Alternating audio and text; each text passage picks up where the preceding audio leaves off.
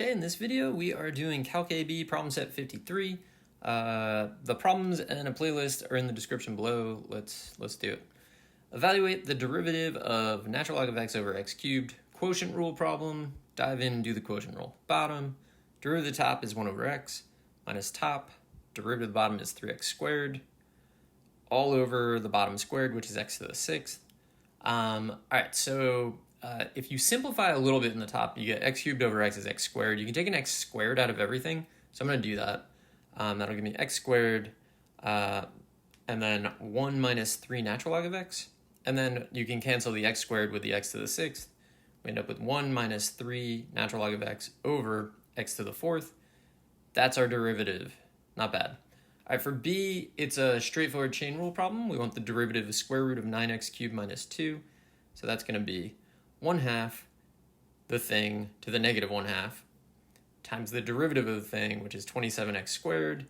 Nothing simplifies here, so I'm just going to rewrite it, I guess, with a radical, because if it starts with a radical, it should probably end with a radical.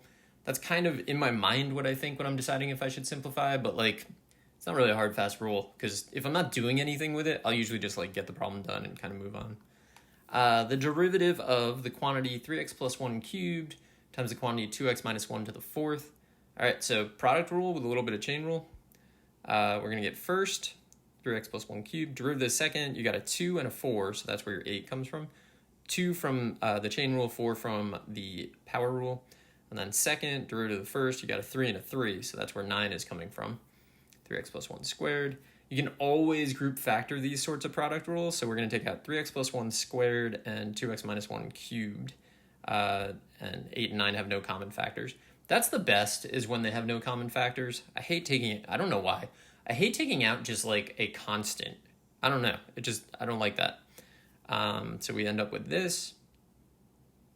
And then we clean it up. Usually you have to find critical points on these problems, but not here. If we did, it would be negative 1/3, positive 1/2, and 1 over 42. But we don't have to find them, so that's that. Next up, we're just finding a lot of derivatives. This is kind of nice, like review. The derivative of f of e to the 3x. So this again is just kind of a chain rule problem. It's going to be f prime of the thing times the derivative of the thing. And then I don't really like the way this looks. Like you got a multiple of 3 in the middle of it, or a factor of 3, I guess I should say. You got e to the 3x at the end. I'm not really sure I like that. I prefer to put like my functions at the end, so I'm going to rewrite it like this. Not necessary, but I think it's a good idea.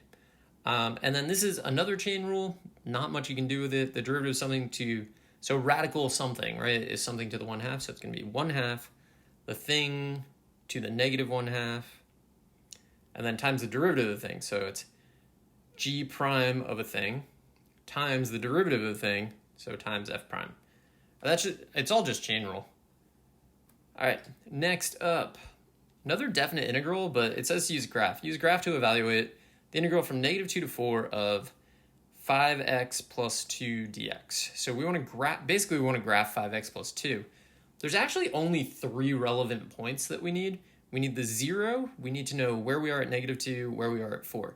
The only reason we need to know the 0 is because if the 0 is in between, we have to worry about like positive and negatives. So the 0 is definitely negative 2/5, 0. So we do have to worry about positive and negatives. At negative 2, you get negative 8, and at 4, you get 22.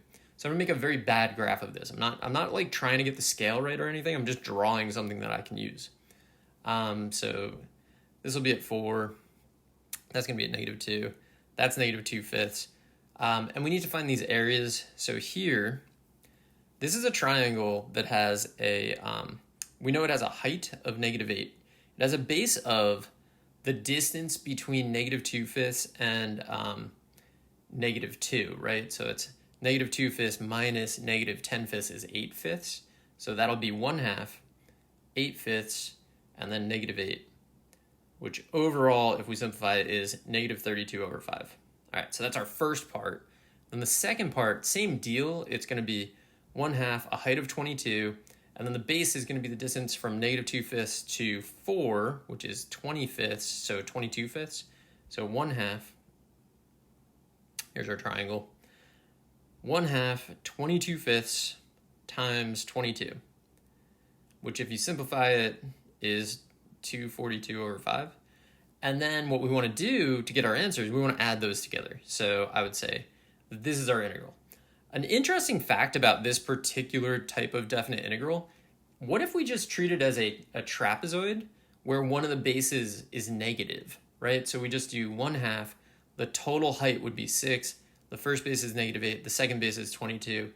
That would give us, this is 42.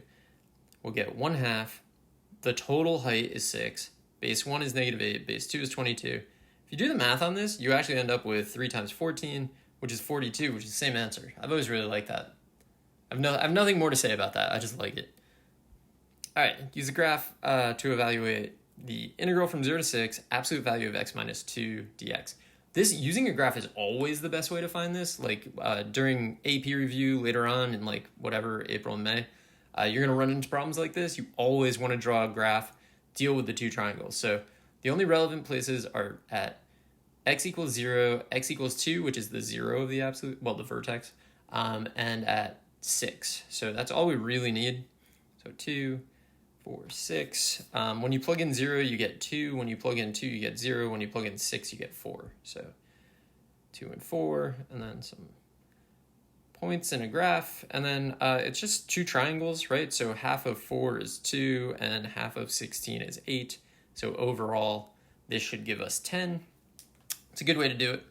All right, that I think is the entire problem set. So I hope this was helpful, and good luck.